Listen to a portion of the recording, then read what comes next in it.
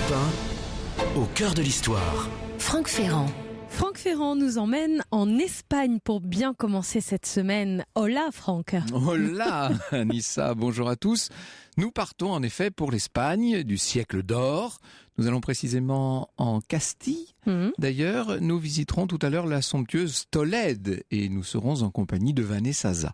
Notre histoire d'aujourd'hui est celle d'une souveraine infortunée, connue surtout pour être la mère de Charles Quint.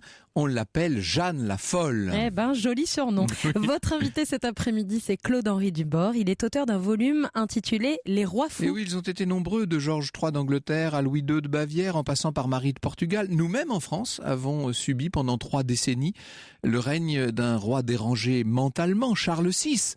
Voilà qui promet donc, pour la période de 14h30 à 15h, un passionnant échange.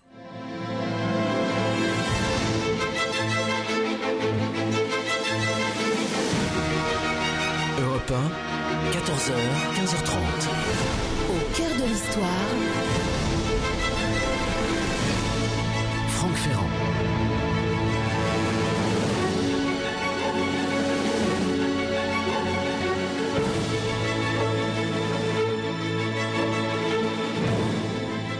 Certains ne deviennent jamais fous, disait Charles Bukowski. Leurs vies doivent être bien ennuyeuses. Jeanne de Castille était-elle réellement démente, comme le laisse entendre donc ce nom qu'elle a laissé dans l'histoire, ou bien a-t-on inventé sa folie pour écarter du trône cette femme qui gênait? A-t-elle été victime des intrigues tramées contre elle par ses proches qui auraient profité ou prétexté de ce dérèglement psychologique pour l'écarter du pouvoir? Est-ce vraiment parce qu'elle était dérangée qu'on l'a enfermée pendant près de 50 ans, ou bien est-ce justement cet internement-là qui peu à peu a altéré sa santé mentale? Jeanne est la fille du puissant Ferdinand d'Aragon, Ferdinand II. Elle est la mère du grand Charles Quint. Elle fait l'objet de nombreuses controverses qui aujourd'hui encore se poursuivent. Du reste, contemporains et historiens se sont opposés bien des fois sur cette question. La folie de Jeanne, donc, aurait-elle été avérée ou bien supposée? Si le mystère n'est pas entièrement élucidé, une chose est certaine à son propos. Jeanne de Castille était promise à la plus grande des destinées et elle a subi incontestablement une déchéance qui peut compter au nombre des pires de l'histoire. Son nom est resté dans la mémoire collective accolé à ce terrible qualificatif, Juana la Loca, Jeanne la Folle. Jeanne, la future souveraine, naît dans l'Espagne du XVe siècle à Tolède, que nous irons visiter tout à l'heure, le 6 novembre 1479. Donc, je vous l'ai dit, elle est la fille de Ferdinand II d'Aragon et d'Isabelle de Castille, la fameuse Isabelle la catholique, celle de la reprise de Grenade et des conquêtes de Christophe Colomb, rappelez-vous. Elle est donc la fille de cette Isabelle dont le mariage a permis de mettre fin à la rivalité entre deux royaumes, aux luttes qui avaient déchiré cette péninsule hispanique pendant toute la première moitié du XIVe siècle, alors qu'on était en guerre évidemment contre les musulmans. On était en pleine reconquista, on était en train de reconquérir, les chrétiens étaient en train de reconquérir l'Espagne. Rien dans la jeunesse de Jeanne ne laisse présager une quelconque forme de démence. C'est une jolie jeune femme, elle a des cheveux absolument magnifiques, des cheveux blonds soyeux, un visage tout doux avec une peau blanche et rose, un regard tout à fait gracieux, bien qu'on puisse, si l'on regarde de très près certains portraits, déceler une once de mélancolie profonde chez cette jeune femme, signe peut-être d'un dérèglement à venir. L'héritière présomptive est aussi une jeune fille qui a reçu une éducation religieuse avec d'indéniables talents pour les arts, pour la broderie, pour la peinture. Elle joue de plusieurs instruments. Enfin, c'est vraiment une jeune femme parfaitement accomplie. C'est souvent le cas. Rappelez-vous le cas de Charles VI, dont le début du règne ressemble à celui d'Alexandre le Grand. Tout est parfait jusqu'au jour où, évidemment, en 1495, la jeune fille a 16 ans. Naturellement, étant donné qu'elle est fille de roi, on réfléchit depuis plusieurs années déjà pour elle à une union stratégique qui permettrait de satisfaire le subtil jeu des alliances européennes. Cette union, qui obéit évidemment et forcément à la raison d'État, cette union toutefois constitue un espoir pour Jeanne. Ça lui permettrait de fuir l'atmosphère de grande austérité qui règne à la cour d'Isabelle la catholique. Ça lui permettrait de fuir un peu cette éducation extrêmement stricte de de sa mère et de ses duègnes, la jeune princesse attend avec impatience de connaître le fiancé qui lui est promis. Et bien voilà que le jour arrive. En 1496, elle découvre enfin l'homme à qui elle est destinée. Il s'appelle Philippe de Habsbourg. Il est le fils de l'empereur romain germanique, s'il vous plaît, le fils de Maximilien Ier et de la duchesse Marie de Bourgogne. Et du haut de ses 18 ans, on peut dire de ce garçon qu'il rayonne. Il est élégant, d'un charme incroyable, avec les traits fins, il est svelte. Bref, sa beauté est telle qu'on le surnomme déjà Philippe le Beau. Comment Jeanne ne pourrait-elle pas immédiatement être séduite? Et de fait, elle est tout de suite conquise. Ce mariage politique, stratégique, arrangé, va bientôt se transformer en ce qu'on pourrait appeler un mariage d'amour, ce qui normalement n'a pas cours à l'époque, évidemment. C'est très rare, oui. Du moins, nous sommes là du côté de Jeanne, ce sont les sentiments qu'elle éprouve. Si on n'a pas de certitude sur la réalité de la future folie de Jeanne de Castille, on a une certitude sur le fait qu'elle a bien été folle d'amour pour son mari, avec qui elle aura 6 enfants, dont le futur Charles Quint. Jeanne aime son époux à un point tel qu'elle ne voit plus que lui, qu'elle ne pense qu'à lui, qu'elle ne jure que par lui. On la voit négliger peu à peu les obligations de la cour, négliger même d'aller à la messe. On est en Castille quand même. Jeanne se moque de tout et passe son temps à admirer son mari comme un fou regarde un fromage, écrit Claude-Henri Dubord. Rien n'existe à part lui, elle le suit partout du regard, le dévisage pour deviner son humeur, ne le quitte pas un instant, boit ses paroles comme un vin éternellement nouveau. On peut dire qu'elle a été profondément touchée par l'amour, cette jeune femme, un amour fou qui déjà commence à faire un peu vaciller la raison de la jeune femme. En tout cas, lorsque cet être chéri se transforme en mari infidèle, un mari dont les écarts galants se font de plus en plus nombreux, là, Jeanne devient folle de jalousie. Elle fait subir à son mari les pires scènes, elle se montre de plus en plus nerveuse, irascible, elle harcèle le prince à propos de ses conquêtes, va jusqu'à se venger sur une de ses maîtresses. Cette révélation de l'adultère de Philippe détermina chez la fille des souverains catholiques l'épouse passionnée et la démente irritable, une de ces crises frénétiques auxquelles contribua la chaleur de son sang espagnol, raconte Georges Iman Gigandet. Il y eut au palais une scène effroyable devant laquelle pâlit l'horreur de l'esclandre à Medina del Campo. L'archiduchesse commença d'abreuver d'injures la belle ravisseuse, puis la frappa, la traîna à terre par les cheveux. Enfin, dans un nouveau paroxysme épouvantable, sa suite par la violence de sa fureur, elle fit taillader la chevelure de sa rivale, raser cette tête dont la beauté l'exaspérait, et lorsque Philippe fut prévenu, il entra à son tour dans une colère égale à celle de Jeanne. De nouveau, le palais retentit de cris, de hurlements, d'injures et de blasphèmes, puis ne se contenant plus, oubliant à la fois et son rang et le respect qu'il devait à la princesse sa femme, Philippe osa lever la main sur elle et la frappa avec une telle violence que Jeanne délirante dut être transportée dans un lit, privée cette fois de toute raison. Voilà la cause, voilà l'origine de ce qui passe pour, au-delà d'une rage et d'une fureur, voilà pour ce qui passe pour une forme de folie d'une certaine manière. Et la jalousie de Jeanne ne s'atténuera pas. Or, pendant ce temps, sa mère, la reine Isabelle la catholique, qui est âgée, qui est malade, est en train de préparer sa succession. Est-ce qu'elle peut décemment laisser le trône à ce qui de plus en plus est en train d'apparaître comme une forme de démente, de passionnée, qui plus est, de plus en plus... Extrait du concerto d'Aranjuez de Joaquín Rodrigo à l'instant sur Europe 1. Alors nous sommes cet après-midi au cœur de l'histoire de Jeanne Ier de Castille, au début du XVIe siècle. C'est la mère de Charles Quint. Elle est surnommée Jeanne la Folle et on vient de comprendre pourquoi à l'instant. Alors, avant de reprendre l'histoire de Jeanne, quel est le contexte de cette Espagne de la fin du XVe siècle, début du XVIe, Franck? Mais Aragon et Castille ont fait leur unité, le royaume est maintenant quasiment constitué, la péninsule espagnole a été reprise aux Arabes et on a marqué cette reconquista par la prise de Grenade en 1492. Bref, ce sont de nouveaux horizons qui s'ouvrent devant l'Espagne et l'alliance avec les Habsbourg, bien entendu, est absolument essentiel. On va voir bientôt ce que deviendra cet extraordinaire empire Habsbourg. Donc on comprend que la succession de Ferdinand et d'Isabelle soit absolument essentielle et qu'on n'ait pas tellement envie de confier un tel joyau aux mains de Jeanne. Or, tour à tour, le frère de Jeanne, Don Juan, sa sœur et son neveu, Don Miguel, vont mourir, ce qui fait qu'elle se retrouve être la seule héritière du trône. Isabelle la catholique, qui désormais vit plus ou moins recluse, en tout cas retirée à Medina del Campo, sent sa fin approcher. Le 26 novembre 1504, elle rend son dernier souffle, laissant derrière elle un testament dans lequel elle explique que, vu la grande expérience de son époux Ferdinand, elle le nomme régent à vie de Castille et elle ajoute « Au cas où Jeanne serait absente, peu disposée ou inapte à exercer elle-même ses droits de souveraine ». La mère a tout compris, évidemment, elle a compris qui était sa fille. Alors il aurait été normal qu'à la mort de sa femme, Ferdinand cède la couronne à sa fille, vous l'aurez compris, qu'il lui laisse la Castille, qu'il se contente de l'Aragon.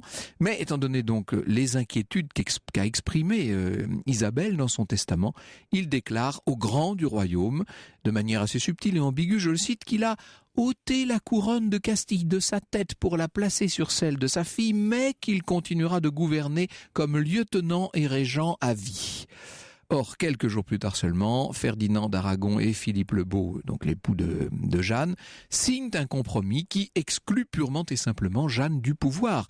Ferdinand a convaincu Philippe de l'état mental déficient de son épouse. À mon avis, il n'a pas eu grand mal à le faire.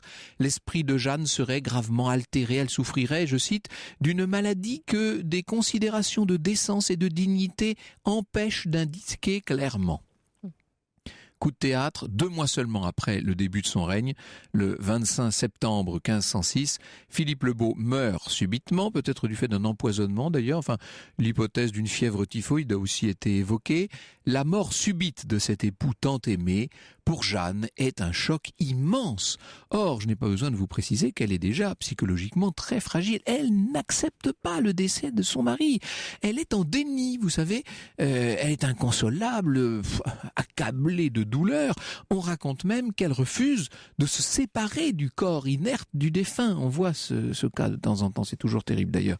Un chroniqueur écrit « Saisie d'un désespoir sans nom, Jeanne a résisté avec rage à ceux qui voulaient la séparer de ce beau corps qui, 10 courtes années, avait été son unique souci.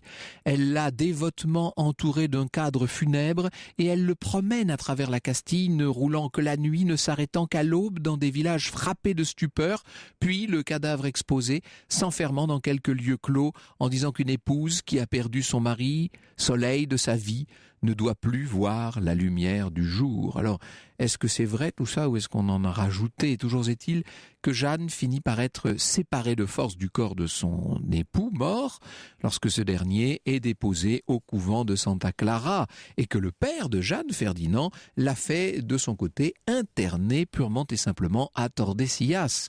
Il prend à ce moment-là acte de la mort de son gendre, il prend acte aussi de la folie de sa fille, ça vous aurez bien compris que ça n'a pas été très difficile et c'est lui désormais qui assumera pleinement le pouvoir en Castille. Pendant pas moins de 14 longues années, Jeanne est donc prisonnière des murs épais et impénétrables de la forteresse de Tordesillas. Elle est encore enfermée lorsque s'éteint Ferdinand en 1516. Ferdinand qui laisse donc à son petit-fils Charles Quint un royaume désormais unifié. Charles n'est pas encore empereur du Saint-Empire romain à l'époque, il ne sera élu sur le trône du Saint-Empire qu'en 1519. Alors, est-ce qu'il va faire libérer sa mère? Bien sûr que non, au contraire, il a tout intérêt à la laisser interner. On ne sait même pas si Charles Quint a rendu visite à sa mère pendant les décennies d'emprisonnement qui ont tellement assombri ses jours. On pense qu'il est allé lui rendre visite une fois. On sait en tout cas qu'il l'a placé sous la garde du marquis de Dénia, qui est une sorte de geôlier en chef de la captive de Tordesillas. Dans une lettre qui date de janvier 1522, ce marquis de Dénia écrit à Charles Quint, donc désormais à l'empereur: Si votre majesté voulait employer contre elle la torture, ce serait à bien des égards rendre service à Dieu et faire en même temps bonne œuvre contre la reine elle-même. Les personnes de sa disposition ont besoin de cela. Et la reine, votre grand-mère, punissait et traitait sa fille, la reine, notre souveraine, de la même façon. Autrement dit, puisqu'Isabelle était dure avec Jeanne, pourquoi ne le seriez-vous pas à votre tour? On a envie d'être sous la garde d'un tel geôlier, vous imaginez? Les conditions d'incarcération de Jeanne sont terribles. Sa prison, car je crois que c'est le terme qu'il faut finir par employer, n'est pas une prison dorée. Sa fille Catalina, Catalina, la sœur de Charles Quint, conjure son frère dans une missive, je la cite, « Par l'amour de Dieu de permettre que la reine, sa souveraine, pût se promener dans le corridor le long de la rivière ou dans celui où l'on gardait les tapis et qu'on ne l'empêcha point de se rafraîchir dans la grande salle. » Elle se plaint en fait de ce que sa mère doit supporter, le régime extrêmement strict, l'avarice générale de ceux qui ont en charge ce qui devrait être normalement son bien-être et en vérité les mauvais traitements qu'ils lui font subir. Dans ces conditions, la folie de Jeanne va peu à peu prendre des proportions qu'elle n'avait jusqu'alors pas atteintes, à moins même qu'on ne l'ait finalement rendue complètement folle à force de mauvais traitements. Cet après-midi sur Europe 1, Franck Ferrand vous raconte l'histoire de Jeanne Ier de Castille, appelée Jeanne la Folle. Vous pouvez bien sûr réagir à cette émission, poser vos questions à Franck Ferrand et son invité. Et puis de 15h à 15h30, nous irons nous balader à la découverte du patrimoine de Tolède, à 70 km au sud de Madrid. Nous serons donc au centre de l'Espagne cet après-midi. Vous connaissez la région, n'hésitez pas, venez nous en parler sur Twitter avec le hashtag ACDH ou sur la page Facebook. Au cœur de l'histoire, Franck Ferrand revient dans un instant. Europe 1, au cœur de l'histoire. Europe 1, au cœur de l'histoire. Franck Ferrand. Alors cet après-midi, Franck, vous nous racontez l'histoire et le destin, le parcours de Jeanne Ier de Castille, appelée Jeanne la Folle. C'est la mère de Charles Quint, ça on l'a vu. Maintenant, ce qu'on aimerait savoir, c'est si elle était folle avant cet emprisonnement terrible, ou si cet emprisonnement terrible l'a fait devenir folle. Et c'est la grande question. Et au nombre des phobies nombreuses qui empêchent cette femme de mener une existence normale, il y a celle de la signature. Vous savez, il n'est pas question pour elle de signer le moindre document. Elle a une peur bleue à l'idée d'apposer sa signature sur quoi que ce soit, comme si c'était une part d'elle-même qu'elle y mettait. Il faut croire qu'elle a aussi quelques raisons de se méfier des documents que lui transmet son entourage. Elle sait très bien qu'on peut lui faire signer en quelque sorte son arrêt de mort. Et par ailleurs, elle devient de plus en plus muette. Elle se réfugie dans une sorte de silence. On la voit de plus en plus vivre dans une forme de catalepsie, disons les choses. Elle refuse souvent de se lever. Elle refuse de se laver. En 1520, elle a quand même droit à 100 jours de liberté, une sorte de répit dans cette vie terrible. Répit qui précède une seconde période de captivité bien plus longue et bien plus difficile encore que la première. En décembre 1520, Jeanne est de nouveau captive, toujours dans sa forteresse de Tordesillas. Charles n'a aucune pitié, aucune compassion pour sa pauvre mère, qui vraiment maintenant a sombré dans la folie. S'il est possible d'émettre quelques doutes sur la réalité de sa folie avant cet ultime emprisonnement, nous dit Claude-Henri Dubord, ce ne l'est plus après. Sa raison chancelle. Elle s'imagine harcelée, poursuivie par de mauvais esprits, hurle en croyant voir un gros chat noir venir déchiqueter les âmes de son père et de son défunt mari. Assaillie de soudaines terreurs irrationnelles, elle est victime d'hallucinations récurrentes. Plus les mois passent, moins elle bouge. Finalement, elle ne quitte plus du tout son lit, qui reste souillé des restes de nourriture. Ce n'est plus une reine, c'est une infirme, une pauvre femme abandonnée, maltraitée, dépouillée. Son seul réconfort dans cette prison, c'est l'infante Doña Catalina, qui donc est née immédiatement après la mort de Philippe, or qui est un peu comme une forme de survivance de ce mari tant aimé. Or un matin, comme d'ordinaire, Jeanne se réveille et demande à voir l'infante. C'est la première chose, c'est peut-être même la seule chose qu'elle fasse dans une sorte de borborique, mais vous savez, je veux voir l'infante. Elle ne la voit pas, elle commence à paniquer, elle imagine le pire, par exemple que sa fille a été enlevée par des brigands. Il y a eu, dans la chambre obscure de Tordesillas, une scène qui dépassa en violence tout ce que le geôlier Denia eût pu imaginer, nous dit Georges Iman Gigandet. La reine, désespérée, se roula sur le sol, elle déchira ses vêtements, se lacéra le visage et refusa toute nourriture avant que l'infante ne lui fût rendue. Au fil des années, la situation de Jeanne se dégrade donc. elle s'aggrave d'une façon effrayante. On va la voir vivre dans un dénuement de plus en plus complet, au physique comme au moral. Elle est toujours plus seule. Un jour, elle tombe gravement malade, une fièvre violente qui s'aggrave et la met maintenant en danger de mort. Et ce qu'il faut vous dire, et ce qui nous étonne pour une personne de son rang, vous imaginez ça, elle est quand même la mère de l'empereur. Personne ne s'occupe véritablement d'elle. Elle ne fait l'objet d'aucun soin spécial. Et bien sûr, son état psychique n'en finit pas de se dégrader. On la voit délirer, divaguer par périodes. Elle avait évidemment des moments de rémission, des périodes de répit et même de lucidité totale, ce qui pour elle doit être effroyable. Et puis ça recommence constamment. Elle est parfois un être sensé et parfois l'incarnation même de la folie. Ces conditions de détention sont vraiment terribles. Elle refuse toujours de se laver au passage, ce qui fait que son corps est tombé dans une sorte de décrépitude. On est contraint de l'obliger à prendre des bains chauds. Seulement le remède paraît se révéler pire que le mal. La reine reste immobile dans son bain, incapable de bouger. L'eau trop chaude la brûle, provoque sur son corps des cloques, des plaies qui bien sûr sont mal soignées et vont se faire gangréneuses. Elle passera tout son temps désormais immobile, allongée sur ce lit, qui est un lit de douleur, qui est une sorte de lit funèbre de son vivant, et son corps, bien sûr, commence quasiment à se décomposer de son vivant, et Jeanne, désormais, hurle de douleur, sa folie sans remède, sans secours. Elle est ainsi parvenue au bord de la mort, elle est forcée par un prêtre à se confesser. Alors on imagine là encore la scène, mais vous imaginez, tout se fait sous la contrainte physique de cet esprit qui constamment se rebelle et refuse, et on l'oblige, et elle se débat, elle crie.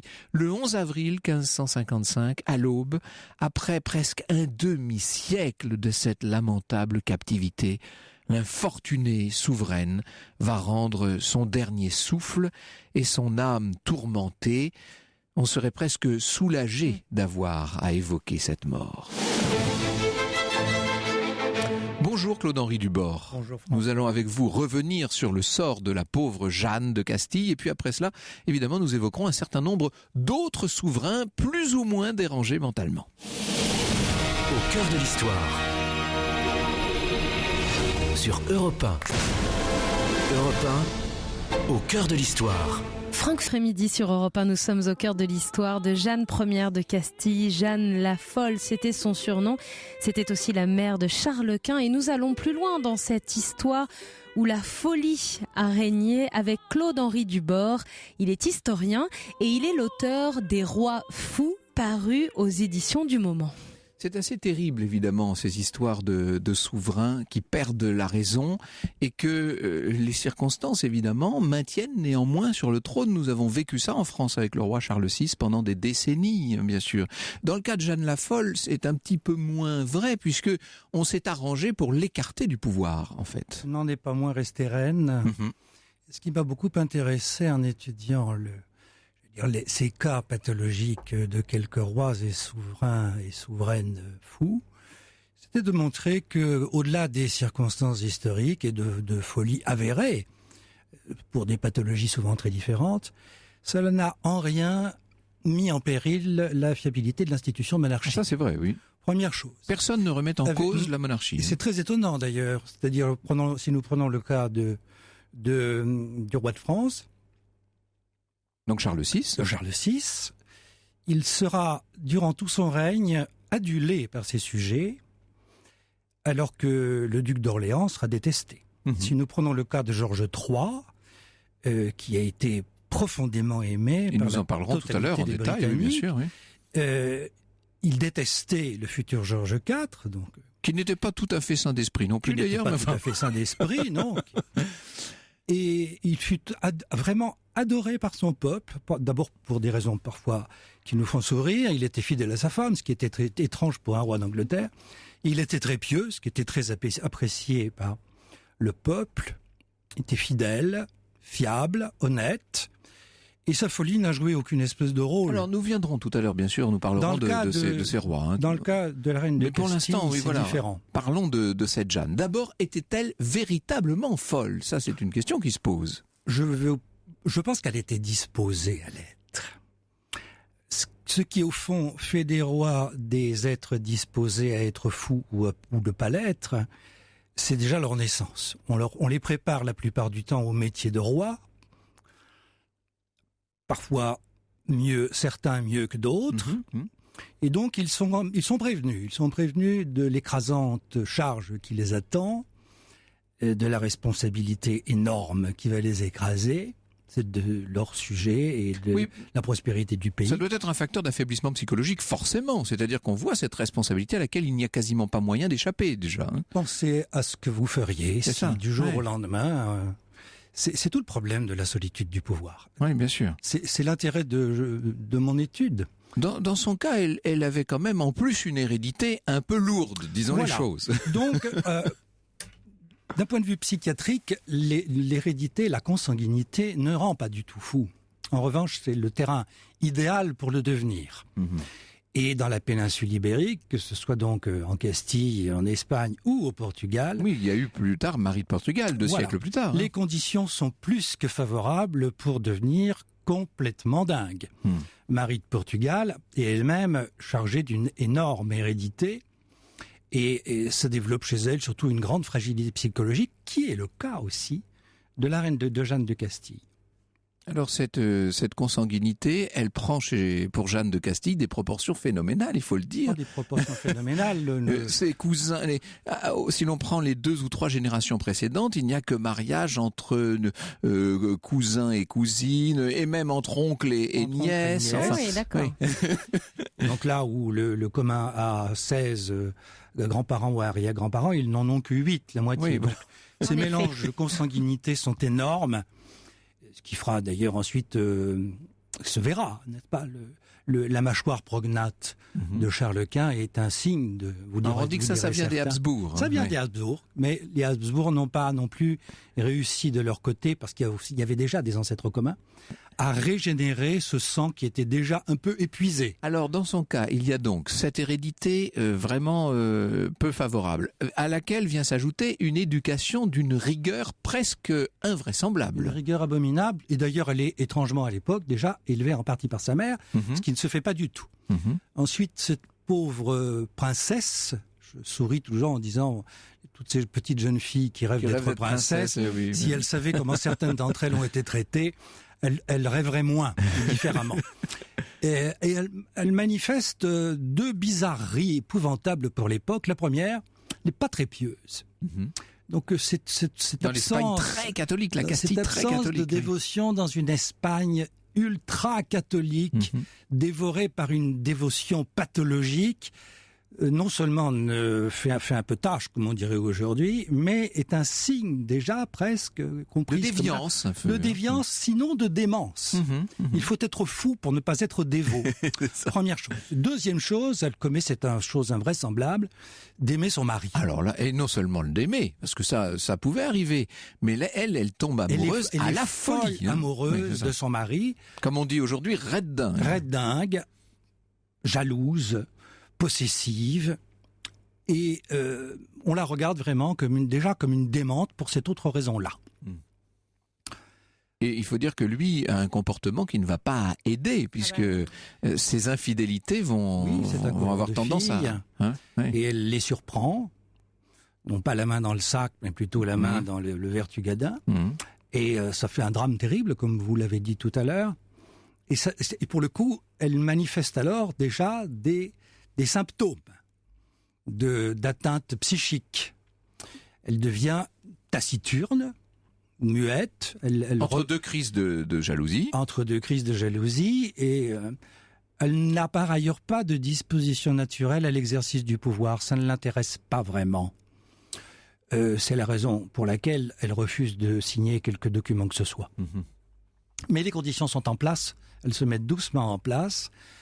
D'abord, on l'y aide. Et on la surveille très vite. On lui envoie des dominicains pour la l'interroger, pour être certain du bien fondé de sa foi, pour l'incliner à plus de pénitence, à plus de dévotion. Et elle s'y refuse. Son caractère rebelle l'incite à une résistance permanente. Elle parle de moins en moins. Et l'on assiste lentement. Vous allez me dire, ce n'est pas encore la folie manifeste. Non, non. Mais on s'y achemine doucement. Et plus cette folie va être manifeste, plus ceux qui ont eu tendance à la tenir à l'écart vont se trouver confortés dans leur position, à commencer par son propre fils. Le rapport de Charles Quint à sa mère ne peut être expliqué que lorsqu'on sait qu'elle ne l'a pas du tout élevé, et pour cause. Il avait lui une maman de substitution quand même, ça il faut le dire, hein, Marguerite d'Autriche. C'était elle sa véritable mère par l'esprit, si je puis dire, et donc sa génitrice, sa mère biologique, était plutôt pour lui une source d'embarras. Tout à fait. Mais les deux raisons majeures de l'enfermement auquel il condamne sa mère sont l'une politique, c'est l'unité de l'Espagne et de l'Empire, et il sacrifiera tout à cette unité-là, et la seconde raison est d'ordre religieux. Eh oui, bien sûr. Il faut que tu n'aies que l'Espagne une soit entièrement catholique.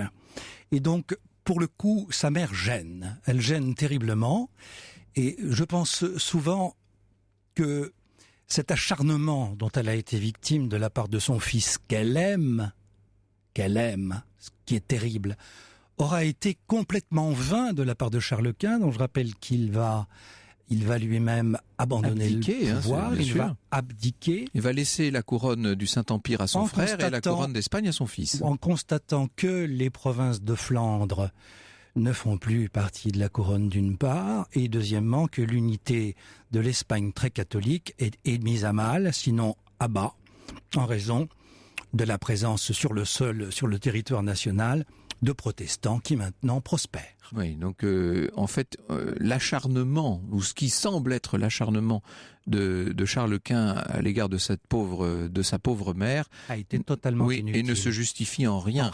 Là, il y a une forme de cruauté, au moins par défaut, qui ne peut laisser de surprendre. Europe 1, au cœur de l'histoire. Europe 1, au cœur de l'histoire. Franck Ferrand. Nous sommes au cœur de l'histoire de Jeanne la Folle, Jeanne Ier de Castille cet après-midi, et plus généralement des rois et des reines fous, avec Claude-Henri Dubord, qui est historien et auteur des Rois fous, paru aux éditions du Moment, et une émission qui vous fait beaucoup réagir sur les réseaux sociaux. Roselyne notamment rappelle donc que Charles Quint descendait du duc de Bourgogne et des comtes de Flandre, qu'il est bien né à Gand, qu'il a été élevé en Flandre où il est resté jusqu'en 1517, c'est vrai. Alors que ses parents, eux, étaient dans la péninsule hispanique. Ça posera des problèmes de cour à cour et diplomatiques. Les grands d'Espagne ayant beaucoup de difficultés à supporter la haute noblesse des Flandres. Tout cela créera des tensions terribles et fort peu de mixité entre ces deux cours-là. Je me rappelle d'un texte que j'avais lu étant jeune qui disait « Jeanne la folle, psychotique, phobique et nécrophile ». L'accusation de nécrophilie est uniquement liée à son comportement au moment de la mort de son mari, tout simplement, en fait. Hein. Oui, mais par ailleurs, quand on regarde un peu de plus près les us et coutumes de l'époque, le lien à la mort est très différent de celui que nous entretenons aujourd'hui. Vous savez, vous connaissez sans doute cette réflexion de Picasso, qu'il dit que pour un Espagnol, aller à la messe, à la corrida ou au bordel, c'est la même chose. Le rapport à la mort, pour eux, est absolument essentiel. Viva la muerte, vous savez. Donc, ils ont un rapport à la mort très différent au XVIe siècle, et encore plus dans la péninsule, que nous en avons un aujourd'hui. D'autres souverains se sont montrés plus ou moins nécrophiles. Et vous parliez tout à l'heure de Georges IV, qui n'est pas officiellement considéré comme fou, qui avait quand même... il dînait avec la tête de Charles Ier, quand même. Oui, de Charles Ier sur sa table, oui. Ça n'est pas quand même un signe de très grand équilibre, ça. Bon, alors, nous allons peut-être laisser la pauvre Jeanne dans sa forteresse de Tordesillas et évoquer un certain nombre des autres souverains ou grands personnages de l'histoire qui ont été dérangés mentalement. Alors, vous avez placé en tête, si je puis dire, Caligula. Il se trouve que nous avons parlé de Caligula il y a quelque temps. On va peut-être pas revenir sur les folies de Caligula. C'est un cas passionnant. Oui, c'est un cas, on pourrait presque dire, infini, lui, dans son genre. Et qui n'est pas le seul parmi les empereurs romains, du reste. Non, Néron est un cas absolument fascinant aussi. Mais j'ai voulu parler de Caligula parce que, d'abord, il n'a pas régné très longtemps. Et puis parce que j'ai voulu essayer d'appliquer une méthode à l'analyse de chacun de ces cas, dont aucun, évidemment, à l'exception de Louis II de Bavière, n'a eu affaire à un psychiatre. Et pour cause, la psychiatrie n'était évidemment pas inventée. Donc comment déduire une pathologie à partir des éléments dont nous disposons et qui sont, pour beaucoup, sujets à caution. Suétone, ayant manifesté une haine abominable à l'encontre de Caligula, j'en ai déduit qu'une bonne part de ce que ce cher Suétone raconte était sans doute jugé parti. Il le détestait, il l'a sans doute chargé. Il n'empêche que l'on peut finir par essayer de déduire de quelle pathologie souffrait chacun de ces rois, empereurs ou reines. Qui lui était complètement mégalomane, ça déjà je crois qu'on peut le dire. Voilà. Mais je pense que dans le cas de Caligula, il y a vraiment ça m'a beaucoup intéressé d'essayer de faire un rapport étiologique de chaque cas, d'en étudier la cause et les symptômes. Il souffre d'épilepsie. Cette épilepsie est avérée et en revanche, elle pose quand même des problèmes parce que il n'était pas fou du tout avant et à partir du moment où il prend le pouvoir, il change pratiquement du tout au tout et du jour au lendemain. Donc certains ont suggéré qu'il pouvait y avoir derrière ce brusque changement une manœuvre. Il n'empêche que Caligula n'est que... Mais une manœuvre de qui ? De sa part. C'est-à-dire qu'il aurait faim la démence. Et cette folie se serait au fond retournée contre lui. Pourquoi l'aurait-il feinte ? Sa facilité, l'exercice absolu du pouvoir. Il a quand même manifesté le premier empereur à s'auto-diviniser. L'inceste, certes, était assez répandu, mais le lien qui l'unissait avec sa sœur n'a sans doute pas aidé non plus, à partir du moment où elle meurt, à son équilibre mental. Il entretenait des rapports identiques avec chacune de ses maîtresses. Il était fétichiste de l'égorgement, si je puis dire. Oui, il rêvait que Rome n'eût qu'une seule tête pour mieux la lui trancher. Voilà, ça a le mérite d'être explicite. C'est une image facile à retenir. Drôle de personnage. J'allais dire, ça c'est un fou méchant. Il y a des fous plus gentils. Pour revenir à notre roi Charles VI, il était quand même, j'allais dire, mieux disposé, lui, le pauvre. Charles VI, c'est un cas très intéressant parce que c'est une folie subite qui le prend en traversant la forêt du Mans par une chaleur accablante. Il est sans doute couvert de vêtements absolument inapproprié à la saison. Nous sommes en août 1392. Surgit d'un fourré un inconnu en haillons qui l'effraie abominablement. Et du jour au lendemain, il adopte une conduite totalement irrationnelle. Il tombe dans les pommes, il faut l'allonger sur une litière, le soigner. Ce qui est très intéressant dans le cas de Charles VI et qui m'a beaucoup amusé, c'est que ce roi qui devient fou a lui-même un fou. Comme son frère... Qui n'a rien de fou, lui, pour le coup. Qui, pour le coup, n'a rien de fou. Comme le duc d'Orléans a un fou. Et je me plais à imaginer ce que pouvait être cette cour où le roi était fou et où il y avait des fous du roi partout. Donc, ça devait être très différent de l'exercice que nous connaissons aujourd'hui du pouvoir. Quoique, peut-être que les gens qui prétendent aujourd'hui devenir président de la République auraient besoin... d'un fou, d'un bouffon. De temps en temps, d'un bouffon pour les ramener, non pas... Mais ils ont nos imitateurs à la radio tous les matins, vous savez. Oui, mais ils devraient les avoir à proximité, ça les aiderait peut-être à garder les pieds sur terre. Charles VI a donc subi sa folie pendant de très nombreuses années sans que jamais personne ne remette en cause la légitimité de son pouvoir, jamais. Vous nous le dites.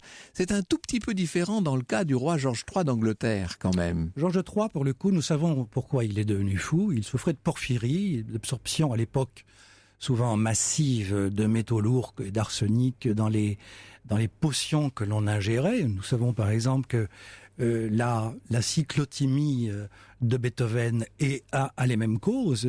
Il a absorbé des quantités astronomiques d'arsenic, ce qui a sans doute favorisé une propension à sa bipolarité. Dans le cas de Georges III, nous pouvons déduire sa pathologie parce que nous avons procédé à des analyses de mèches de ses cheveux.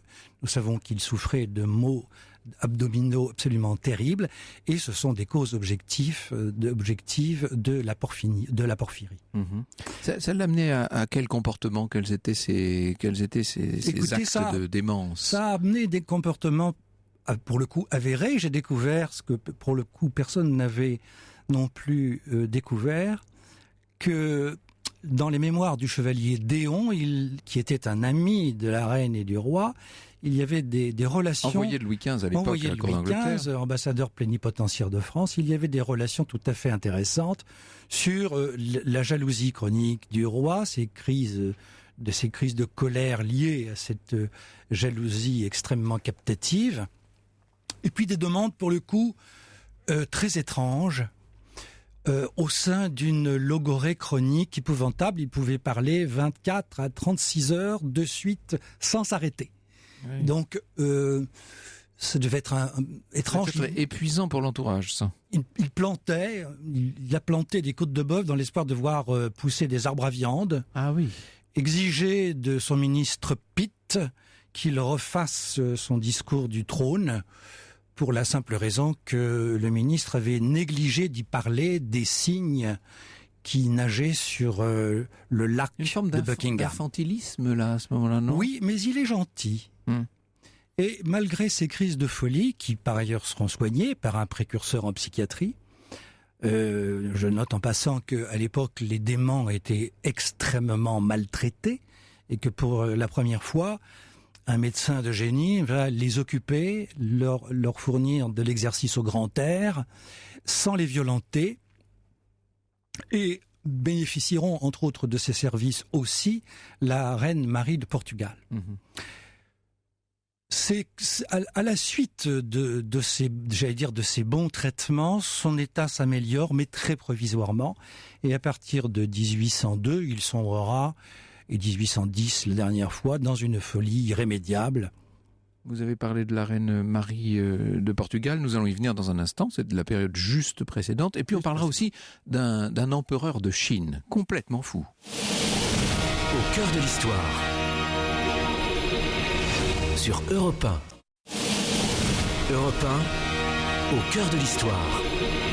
Franck Ferrand. Nous sommes au cœur de l'histoire de Jeanne Ier de Castille cet après-midi. Jeanne la Folle, nous sommes de façon plus générale au cœur de l'histoire de ces rois, reines, empereurs fous grâce au livre de Claude-Henri Dubord qui est historien et qui a signé Les Rois fous parus aux éditions du moment. Et dans un instant, de 15h à 15h30, nous irons en Castille visiter Tolède avec Vanessa Zaza. Nous allons sur les traces de ces souverains espagnols dans cette ville magnifique de Tolède avec peut-être la plus belle cathédrale du monde. Bonjour Vanessa Zaza. Bonjour Franck, bonjour à tous. Il y a des choses à voir là-bas. C'est extrêmement riche. Et puis puisque nous parlons de folie, nous irons voir cette toile extraordinaire du Gréco, l'enterrement du comte d'Orgas. Je n'ai pas été dire que Gréco était fou, mais il y a quelque chose d'halluciné, en tout cas, dans le mouvement qui emporte ces sujets et ces toiles. Alors, un mot de Marie de Portugal, si vous voulez, puisque nous étions au XVIIIe siècle, fin du XVIIIe siècle, justement. Nous restons là, d'ailleurs, dans la péninsule ibérique, Claude-Henri Dubord. Marie de Portugal est un cas passionnant. Elle est considérée comme folle par les Portugais et comme sainte par les Brésiliens. C'est une femme extrêmement fragile, pour le coup extrêmement pieuse, qui va promouvoir les arts dans son pays, mais qui va être victime de manière récurrente de catastrophes familiales et naturelles. D'abord le grand tremblement de terre. Oui, bien sûr. Qui va 1755 à Lisbonne. En 1755 à Lisbonne, qui va la traumatiser durablement, accroître sa dévotion, et elle perd coup sur coup son père, ses frères, etc. Et étrangement, le coup fatal pour elle, c'est le déclenchement de la Révolution française.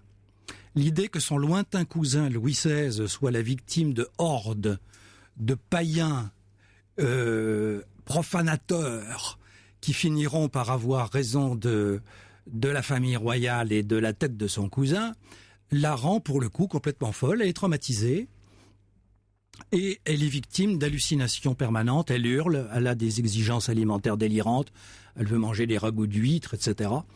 Et elle finira contrainte et forcée, d'ailleurs on l'emmènera de force sur un bateau par se réfugier dans cette autre partie de l'Empire, où elle mourra, mais elle sera considérée comme une sainte, en laquelle qui a plutôt eu le génie de garder l'unité de l'Empire. Si vous préparez un jour, si vous invitez Claude-Henri Dubord, ne lui préparez pas un ragoût d'huître parce qu'il va vous prendre pour un fou. C'est ce que je conclus de cette affaire. Alors parlons peut-être, on clora ainsi, si vous le voulez bien, là, ce passage en revue des têtes couronnées un peu folles. On a oublié le roi Louis II au passage, mais je suis pas sûr qu'il soit tout à fait fou, Louis II. Enfin, sauf à l'extrême fin peut-être de son règne, où il tombe dans une forme de paranoïa un peu excessive. Je pense qu'il avait aussi une disposition. Si je peux me permettre, oui. Je voudrais signaler que j'ai la chance que mon ami et excellent éditeur Pierre-Guillaume Deroux fasse une nouvelle édition du volume qui était paru précédemment aux éditions du moment, que je vais augmenter, ce qui me permettra de creuser encore 2 cas tout à fait passionnants, celui de 2 enfants martyrs, pour le coup, qui sont Christian VII de Danemark et Paul Ier Romanov, qui ne voulaient, dans un cas comme dans l'autre, n'avoir à régler que des comptes avec l'éducation qu'ils avaient reçue et qui étaient épouvantables. Et bien sûr. Et dans les 2 cas, ça a donné des catastrophes dans leurs pays respectifs. Dans le cas de Paul Ier, une catastrophe pour lui-même d'abord. Une catastrophe pour lui-même. Nous avons parlé de Christian VII, mais il y a longtemps, ça avait été l'occasion d'un beau voyage au Danemark à l'époque. Parce que je ne veux pas dire ça pour donner des envies à Vanessa Zam, mais il fut un temps où nous allions carrément sur place pour parler. Je vous suis, moi je viens avec vous, je viens dans vos valises, moi. Il va peut-être falloir qu'on remette ça d'actualité. Alors, parlons de cet empereur de Chine. Il s'appelle Ming Hongwu. Alors là, ça nous ramène beaucoup plus loin en arrière, bien sûr. Il est contemporain de Charles VI. C'est un cas absolument extraordinaire parce qu'absolument rien ne le prépare à devenir empereur. Comme quoi, je vous disais tout à l'heure qu'une des manières d'éviter la folie que cause la solitude du pouvoir est d'être préparé au métier d'être roi. Or, il n'y était absolument pas. Il vient d'un milieu très modeste. Ses parents et sa famille meurent noyés à la suite d'une inondation. Il se réfugie dans un monastère. Première vocation, ce qui était à l'époque d'ailleurs fort courant. De fil en aiguille, les circonstances historiques aidant, il se retrouve mêlé à l'aventure des turbans rouges, qui est une instance de révolution interne propre à la Chine. Il y fait ses preuves, il y fait ses armes, il gravit très vite les échelons hiérarchiques. Parce qu'il est très intelligent. Très intelligent, brillantissime. Il séduit la femme du chef et finira bientôt par le remplacer, s'auto-proclamera d'abord duc et ensuite empereur, à une époque où l'unité de la Chine vacille et cet homme, qui est un fin stratège, qui éliminera sans doute de manière douteuse les rivaux possibles en les noyant, n'est pas du tout préparé à diriger un pays aussi vaste et aussi tourmenté que la Chine d'alors. Et cette écrasante responsabilité va, de manière patente, accroître chez lui une psychose galopante qui va lui faire prendre des décisions abominables, accablantes. Il va faire assassiner la totalité des eunuques, mettre le pays sous surveillance générale et mener une politique abominable à l'encontre de sa population sous des fins politiques extrêmes. Oui, alors là vraiment c'est un cas de folie dont on peut dire qu'elle est meurtrière dans ses effets. C'est assez terrible. Meurtrière dans ses effets et elle durera jusqu'à la fin de ses jours. Et ça arrive seulement à partir du moment où il est au pouvoir, c'est-à-dire que... Oui, c'est assez étonnant. À partir du moment où il est au pouvoir, il se croit en danger. Il l'est d'ailleurs. Et le danger pour lui vient nécessairement de l'intérieur. Oui, c'est ça. La peur de cette espèce d'administration chinoise, il fait liquider tous les eunuques. La psychose va galopant et en se manifestant par des crises de violence abominables. Il interdisait à ses ministres de s'éloigner de la cour de façon trop marquée. Enfin, c'était la population aussi était soumise à des permis pour avoir le droit de circuler. De passeport, en fait. Et par ailleurs, il institue déjà avant la lettre un système de surveillance territoriale générale. Donc il instaure en Chine, il fait plutôt de la Chine un pays d'espions. Oui. On peut dire là que c'est le pouvoir, lui, qui l'a rendu fou, en fait. Hein. L'absolu avec peut-être pouvoir le rendra absolument une prédisposition, fou. Sans doute. Oui, voilà. Si on voulait plagier Montesquieu, l'absolu pouvoir l'a rendu absolument fou. Ouais, c'est ça. D'une façon plus générale, est-ce qu'on peut dire de ces souverains déments qu'ils sont la limite du principe monarchique ? Vous avez soulevé la question au tout début de cette émission, et c'est vrai que c'est une question qu'on peut se poser, puisque par principe même, et ce n'est pas le cas d'ailleurs de cet empereur de Chine, encore une fois, mais dans tous les autres cas, ce sont des gens qui sont rois par la grâce de Dieu, ou en tout cas par le décret de la Providence. Et donc on ne peut pas y échapper, en quelque sorte. Nul ne conteste leur légitimité. Oui. Ce qui est très étonnant dans l'analyse de chacun de ces cas, c'est qu'elle ne mettra en effet jamais à mal la fiabilité de l'institution monarchique, comprise comme un facteur de régulation de la nation et de sa représentativité par la personne du roi, qui est forcément sacré. Claude-Henri Dubord, Les Rois Fous, c'est édité aux éditions du Moment.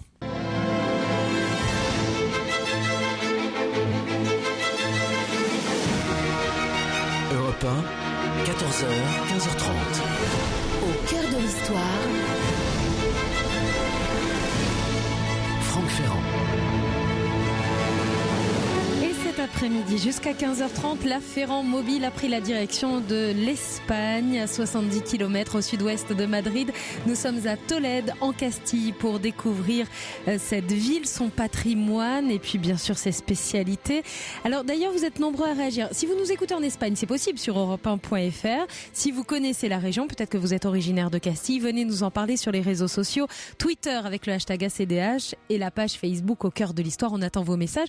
Et nous avons déjà celui de Teresa qui nous dit à Tolède, il faut visiter la Iglesia de Santo Tomé, on va le dire en espagnol, bien sûr, avec le tableau d'El Greco. Eh bien, rassurez-vous, Teresa, nous allons en parler avec Vanessa Zaza, que vous retrouvez tous les dimanches matins sur Europe 1 avec Wendy Bouchard dans les escapades culturelles. Alors, évidemment, Vanessa, que nous allons évoquer d'abord la situation si particulière de cette Tolède juchée sur son promontoire dans une boucle du Tage. Hein, c'est absolument magnifique. C'est extrêmement important, justement, que vous ayez ce tableau vraiment dans la tête, parce que ça représente vraiment toute la grandeur de cette ville. C'est vrai que Tolède a une situation exceptionnelle. Vous disiez évidemment qu'elle était en haut d'un promontoire, un promontoire de granit, et elle est encerclée par le Tage à l'est, au sud, à l'ouest. Et puis, elle s'élance après vers le nord sur le plateau castillan, et toute la ville est coiffée comme ça de miradors, ce qui fait que la lumière est très particulière, un peu comme à Venise, à Bruges, vous avez ce soleil qui se reflète dans l'eau, qui fait un effet miroir et qui fait que la pierre éclate de couleurs avec toutes ces couleurs ocre. Et d'ailleurs, une vieille tradition... C'est une sorte de gigantesque nuancier d'ocre, en fait. Voilà. Il y a tous les ocres possibles. Complètement. Et une tradition dit d'ailleurs que Dieu fit le soleil, il le plaça sur Tolède et Adam en fut le premier roi. Voilà. Mais c'est surtout... que Tolède est un bijou pour les historiens. Bien sûr, c'est un endroit absolument incroyable où l'histoire s'est constamment déroulée. Toutes les histoires de l'Espagne. Toutes les histoires de l'Espagne. Et Alexandre Dumas disait que ces souvenirs pouvaient occuper un historien pendant 10 ans et même un chroniqueur toute sa vie. Et encore, il n'avait pas connu la guerre d'Espagne, Alexandre Dumas. Il l'avait pas encore connu. Mais c'est vrai que c'est une vraie richesse. C'est pour ça d'ailleurs que la ville a été reconnue au patrimoine de l'humanité en 86, ce qui lui a redonné aussi beaucoup de splendeur. Mais vous avez... à Tolède, la ville des 3 cultures. Il y a eu les 3 religions, donc des traces des 3 cultures, l'islam, le judaïsme, les catholiques. Donc on va le voir dans toutes ces pierres, dans tout ce style arabo-andalou. Bien sûr. Voilà. Et on est dans cette, n'oublions jamais, l'âpreté somptueuse des paysages qui encadrent la ville. D'où qu'on y vienne, c'est très souvent, et c'est un peu le problème avec les villes, c'est que les abords sont parfois un petit peu douteux. Mais là, d'où que vous arriviez à Tolède, vous êtes obligé de traverser cette Castille un peu désertique, ces sierras extraordinaires. Voilà, c'est des terres très agricoles. Vous traversez des champs de blé, des coquelicots, un peu de vignes, et puis en même temps, vous avez donc des crêtes, des pitons sur lesquels s'accrochent donc les castillos, tous ces châteaux qui ont d'ailleurs participé à ces guerres entre chrétiens et musulmans. Et c'est justement donc la ville de Tolède qui fut la première reconquise en 1085. Ce qui fait que dès 1085, Tolède est de nouveau chrétienne. Elle n'aura été musulmane que pendant 3 siècles et demi à peu près. Oui, à peu près. De 711 à 1085. En fait, elle dépendait du califat de Cordoue. Bien sûr, oui. Voilà. Et c'est surtout que c'est une ville qui a accueilli aussi les plus célèbres savants arabes, dont Azarkiel, vous savez, le mathématicien, l'astronome, vous savez, celui qui avait inventé la clepsydre, l'horloge à eau. Oui. Et d'ailleurs, ce qui est amusant, c'est réinventé, en l'occurrence. Et réinventé. Et quand, en fait, le roi Alfonso X a voulu les faire démonter, il n'est jamais parvenu à les remettre en route, tellement c'était perfectionné. Il avait démonté les horloges, mais jamais pu les remonter. Il n'a jamais pu les remonter. Il y a une passion des rois d'Espagne pour l'horlogerie. Évidemment, on sait à quel point Charles Quint avait réuni au monastère de Yuste, où il finira par s'éteindre, une extraordinaire collection de montres et d'horloges. Tout à fait. Alors, l'Alcazar de Tolède, c'est d'abord un vestige de cette culture-là, bien entendu. Et alors on remonte même avant, parce que c'était un oppidum romain à l'époque. Oui, bien sûr. Voilà. Et puis après, c'est devenu un palais wisigoth, avant de devenir cette forteresse donc arabe, qui est devenue par la suite la luxueuse résidence royale donc de Charles Quint. Alors maintenant, dans l'Alcazar, il y a un musée donc militaire. Il y a plusieurs armures à voir. Il y a aussi une tente de campagne de Charles Quint, mais ça va jusqu'à notre époque plus contemporaine, puisque on y voit même une pèlerine de Franco qui est donc exposée. Il faut savoir que l'Alcazar de Tolède, nous avons raconté ça à ce micro, bien sûr, à un moment ou un autre, je ne sais plus quand, il y a longtemps, vous me direz, il y a très longtemps, il y a au moins 10 ou 12 ans, mais le siège de l'Alcazar de Tolède est un des grands moments de la guerre civile espagnole. Voilà, et c'est surtout que quand vous allez visiter donc ce musée militaire, il faut aussi que vous puissiez pousser les portes de la bibliothèque, parce qu'elle compte 300 000 volumes. C'est l'une des bibliothèques les plus importantes d'Espagne. Alors, et puis, partout, tout ça a été fortement rénové au XXe siècle, mais partout, les figures de Ferdinand et d'Isabelle, le père et la mère de notre pauvre Jeanne la Folle, qui ont laissé un souvenir. C'est curieux parce qu'elle n'est quasiment jamais évoquée, mais ses parents sont très présents, Claude-Henri Dubord. Très présents. Il faut dire que les lieux s'y prêtent, ils sont à la fois austères et somptueux. Je trouve que c'est une des plus belles villes que j'ai jamais vues au monde. Le soleil y est écrasant et l'atmosphère envoûtante. Oui, c'est vrai que c'est particulièrement beau. Il ne faut pas oublier les corbeaux qui font partie du paysage. Enfin, il y a cette dimension assez étonnante. Oui, il y a quelque chose qui plane. Qui est un peu noir aussi de temps en temps d'ailleurs, mais qui rappelle tout sombre ce passé. Sombre et beau. Avec écrasé d'un soleil qui rend ces ocres d'autant plus étonnants. C'est une ville extraordinaire aussi par les traditions. Bien sûr. On en parlera. Celle du fer, les fines lames les plus extraordinaires qui soient au monde. Pour apporter de Tolède les meilleurs coupes-papier aujourd'hui, à défaut d'autre chose. Mais enfin, si vous êtes un adepte des armes blanches, vous ne rentrerez pas sans quelques souvenirs. On parlera de tout ça tout à l'heure. Parlez-nous de la Tolède chrétienne, si je puis dire. Donc très tôt, dès le XIe siècle. Moi, j'avais envie de vous parler. C'est compliqué, parce que vous avez bien compris qu'on pourrait faire 10 ans d'émission sur Tolède. Mais justement, Ferdinand et Isabelle ont eu un vœu en fondant le couvent de San Juan de los Reyes, qui est un incontournable. Saint-Jean des Rois. Voilà, et qui se trouve dans l'ancien quartier juif de Tolède. Et ils ont voulu en fait le construire pour commémorer la bataille de Toro qu'ils ont remportée. Et donc ils ont édifié un grand monastère franciscain qui a été bâti par Juan Guas, qui est en fait le fils d'un tailleur breton, pour la petite anecdote. Et c'est un chef-d'œuvre du style gothique flamboyant, avec quand même des influences moderar, et puis en même temps de la Renaissance.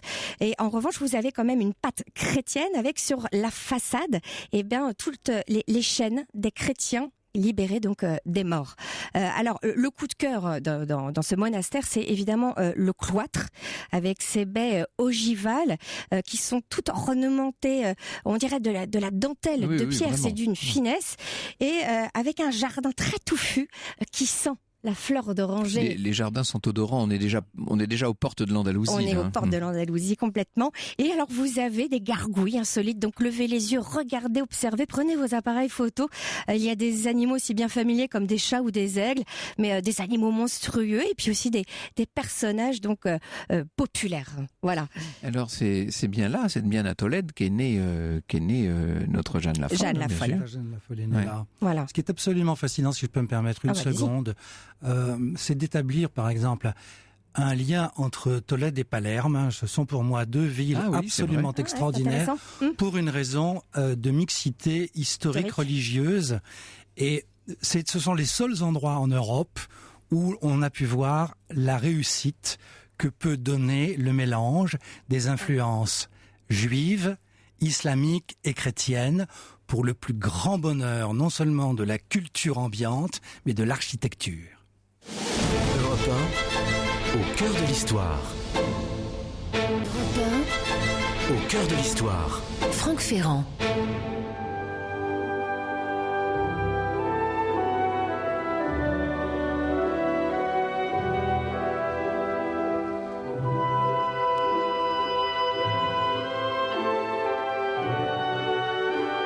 Un extrait de La Pavane pour une infante défunte de Ravel sur Europe 1. Alors nous sommes à Tolède, dans la Ferrand Mobile. Le soleil tape fort et ça fait du bien parce qu'on en a besoin en ce moment. D'ailleurs, Floriane nous dit sur Twitter qu'il est agréable de voyager avec vous sous le soleil de Tolède quand on est coincé dans son bureau parisien. Bon courage, Floriane. Et nous sommes Ce qui n'est pas nombreux... notre cas, nous, évidemment. Non, ce n'est pas notre cas. Nous avons cette chance effectivement de pouvoir voyager et nous sommes nombreux dans la Ferrand Mobile cet après-midi. Claude-Henri Dubord, historien et auteur des Rois Fous, est avec nous. Et bien sûr, notre guide cet après-midi, c'est Vanessa Hazard. Alors, non pas en termes de folie, mais d'hallucination, parlez-nous de cet enterrement du comte d'Orgas, extraordinaire, une des plus belles œuvres d'art d'Espagne qu'on vient voir ici comme on ferait un pèlerinage. Alors c'est surtout qu'il faut quand même que vous imaginiez que c'est une toile qui fait presque 500 mètres sur 400 mètres, 500 centimètres. Oui, qui fait 5 mètres sur 4 en fait. Centimètres, voilà. Déjà non, mais c'est d'un gigantisme. Non, enfin, gigantisme. Disons qu'elle est grande. Elle est grande. Très impressionnante quand même quand vous la voyez dans cette église. Vanessa est toute petite. Donc oui, je suis toute petite. Non, puis moi j'ai des yeux, voilà, donc vous voyez tout grand. Je vois tout grand. Et donc c'est en effet une des œuvres emblématiques donc du Gréco, hein, qui est symbolique vraiment du siècle d'or donc espagnol. Et c'est surtout que donc vous avez bien compris, il représente donc l'enterrement miraculeux et merveilleux de Don Gonzalo Ruiz de Toledo, donc le seigneur d'Orgas. Et donc à son enterrement en fait serait apparu Saint Augustin d'Hippone et Saint Étienne pour ensevelir le corps, et autour du corps et de l'apparition à gauche se trouve Saint François d'Assise. On va pas pouvoir vous décrire toute cette scène, il faut que vous alliez justement sur internet. D'ailleurs, vous pouvez faire une visite virtuelle quand vous tapez justement le nom du tableau, mais il est absolument magnifique, je vous le passe. Voilà. Oui, moi j'ai avec tous les personnages. des souvenirs absolument magnifiques. Alors là, ce que vous me donnez, c'est pas l'enterrement lui-même. Oui, c'est un morceau, c'est une partie de la toile. Oui, voilà. Mais il faut imaginer ces formes un peu anamorphiques, disons, comme une sorte de flamboiement de couleurs, avec la présence très forte de cernes noires en quelque sorte, qui vient comme happer la foule, qui se précipite en quelque sorte vers ce comte d'Orgas, qui lui-même est l'or, dans l'or, la matière de cette cette couleur est une chose presque indescriptible. Il y a vraiment une vie, une force, un tiraillement dans cette peinture qui contraste avec la simplicité de la maison de Gréco par ailleurs. Ah oui, la maison du Gréco. Alors le musée en lui-même, en fait, ce serait en fait était son atelier. Il y avait une galerie qui communiquait avec sa maison, mais qui ne serait plus là. Donc aujourd'hui, mais quand vous allez visiter donc ce musée, vous pouvez quand même vous plonger finalement dans ce fourmillement. Vous comprenez comment il travaillait. On dit d'ailleurs que il était déjà précurseur. C'est tous ses compagnons comme une petite PME quelque part en fait au niveau de la peinture. Et donc dans ce musée, vous pouvez observer quelques toiles, dont la fameuse copie de la vue et du plan de Tolède, en fait, qui est exposée donc au Prado.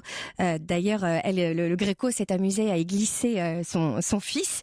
Et puis vous avez aussi l'œuvre de l'Apostolado, qui est absolument incroyable. On a envie de consacrer une émission de Saint-Pierre. au Gréco. Il faudrait qu'on fasse ça ces jours. Alors ça, c'est, si je puis dire, le concentré d'art. Si vous voulez avoir la version surdéveloppée, il faut aller dans le plus étonnant monument d'Espagne, l'un des plus étonnants en tout cas incontestablement, cette gigantesque, fascinante cathédrale de Tolède, qui en tant que telle constitue un lieu de visite à part entière, Vanessa. Une cathédrale qui est à la fois, elle est gothique, elle est flamboyante, elle est ocre comme le reste de la ville et de dimensions complètement vertigineuses.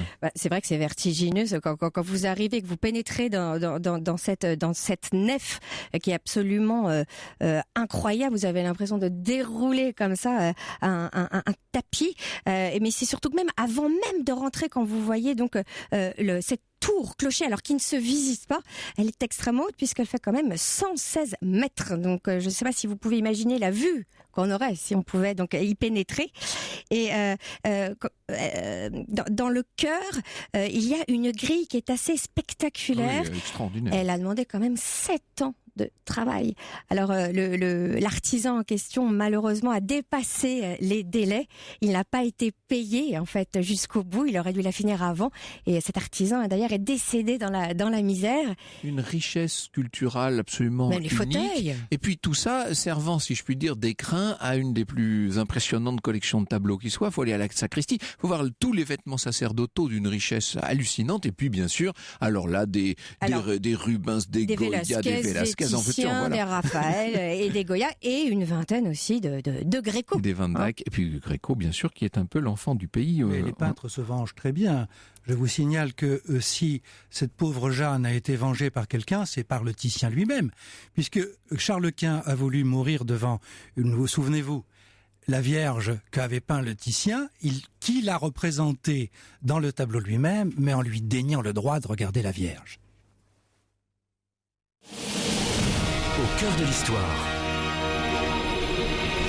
Sur Europe 1. Europe 1, au cœur de l'histoire. Franck Ferrand. Nous sommes en Espagne pendant encore quelques minutes jusqu'à 15h30 sur Europe 1 à la découverte de cette magnifique ville. Bon, je crois que je peux vous le dire, il l'a dit hors antenne, il en est amoureux.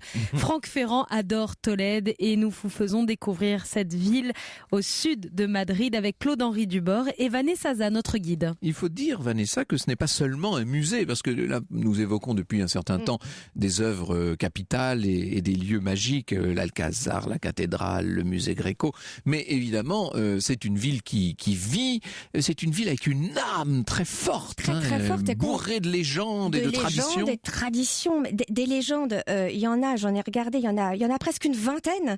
Il y en a une que j'aime particulièrement qui s'appelle la légende du puits amer. Selon la légende, une belle femme nommée Rachel a pleuré, inconsolable après la mort de son bien-aimé Fernando, poignardé dans le dos et mort dans ses bras. Il s'agit d'une chrétienne. et d'un juif qui étaient donc amoureux et qui ont été donc séparés à la fin par leur religion. Et de ce fait, le puits était rempli de larmes amères. Oh. Et donc on trouve ce lieu en se promenant en fait dans les ruelles de Tolède. Et ça en dit beaucoup justement sur encore ce mélange de cultures. Les Roméo et Juliette de Tolède. Et voilà, Oui, exactement. et c'est vrai que la mort est très présente en même temps, mais elle est présente partout, mais elle est sublimée. sublimée. J'insiste voilà. plus encore sur le fascinant mélange de cultures C'est vrai. qui est vraiment le plus stupéfiant que j'ai vu avec Palerme. Ah oui, incontestablement, c'est vrai que c'est fascinant. Tout ça prend une dimension encore plus extraordinaire avec la Semaine Sainte. Alors bien la sûr, Semaine Sainte qui est on en passée, sort là juste, oui. Alors c'est assez impressionnant, dans toutes les villes d'Espagne, mais surtout à Tolède. Mais alors là, on est vraiment dans quelque chose de très sobre. C'est très lourd. Hein. Il y a toutes ces processions où ils sont tous habillés, toutes ces confréries. Et puis le soir, avec ces flambeaux à la nuit tombée, la musique très importante. Il va y avoir une autre fête là qui arrive le 15 juin. C'est le fameux Corpus Christi, ou la fête de Dieu. Et alors là, les rues vont prendre une autre allure. Elles vont revivre. Elles sont couvertes en général d'auvents de toile. Et puis alors, tout le sol est tapissé d'épices, du thym, du romarin. Les façades sont décorées de fleurs, de tapisseries. Et mais donc, c'est la ville des épices et des herbes aussi. Oui, aussi, mais on est en pleine Castille, il ne faut pas oublier la soupe à l'ail, bien sûr. Qui la fait partie, la fameuse soupe à l'ail. Vous voulez que je vous en parle tout de suite? Oui, si vous voulez. On y va. Alors la soupe à l'ail, pour la manger, ça ne vaut pas la peine. qu'on appelle aussi la castillane. C'est La castillana, oui. La castillana, le bouillon qui est préparé toujours dans un bol de terre cuite, et donc avec des poivrons secs, de l'ail, de l'huile, et puis du piment rouge moulu, et puis un petit peu de jambon cru, et puis on y ajoute aussi du pain et des œufs. Mais il faut savoir que là-bas, la gastronomie, donc on est vraiment dans la terre, mais la cuisine tolédane repose sur le gibier et la viande, et surtout la perdrix. La perdrix ou en marinade. Oui, à Ségovie, c'est l'agneau, à Tolède, c'est la perdrix. C'est la perdrix. Donc la perdrix ou en marinade ou à l'estouffade. Et on doit la cuisiner très lentement dans une poêle dans laquelle, en général, on a déjà préparé un petit fond d'oignon, d'ail et de laurier. Et en général, il faut utiliser des perdrix de moins d'1 an, ce qu'on appelle des perdreaux, des perdigones. Comment est-ce que vous savez que la perdrix a moins d'1 an, vous? Alors moi, je ne sais pas, mais vous voulez que je vous dise qui m'avait raconté ça? Oui. Mon ex-belle-mère, parce que moi, mon ex-mari est espagnol, et elle m'a appris beaucoup de choses sur la cuisine espagnole. C'est le cas de dire s'il faut une perdrix de l'année. Une perdrix de l'année.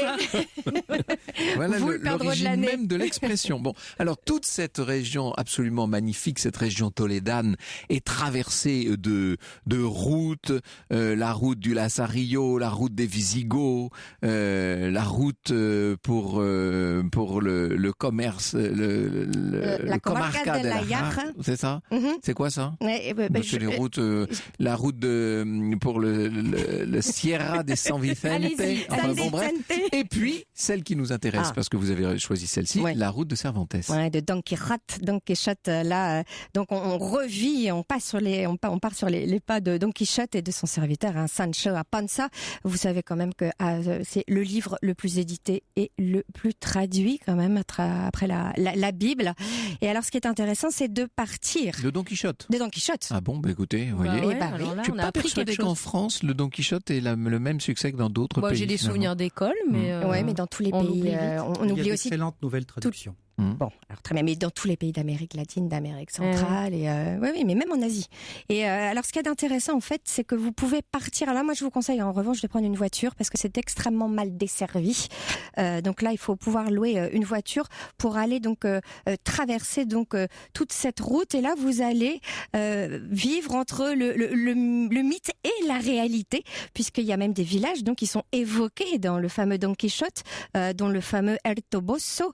Et là, vous allez voir El Toboso, la fameuse maison de la Dulcinée de notre ami. Et il y a même une statue de Don Quichotte agenouillée comme ça, juste devant la maison. Et c'est vrai que Cervantes mentionne très souvent ce village dans son livre. Il avait d'ailleurs dit que ce village serait fameux et renommé pendant des siècles, et c'est le cas. Il y a des moulins à combattre dans la région, oui. Il y a en effet des moulins incontournables. Là, on est à Consuegra. On va retrouver une vingtaine de moulins qui ont en plus été récemment rénovés, mais parfaitement rénovés. Ils ont gardé quand même tout leur charme. Après, vous allez à Argamasilla de Alba, où se trouve le supposé cachot de Cervantes, celui de sa deuxième détention. Et puis alors après, vous allez... La détention du Manchot. Du Manchot. Et après, vous allez traverser les gorges de la Sierra Morena, où Sancho pleure son âne perdu.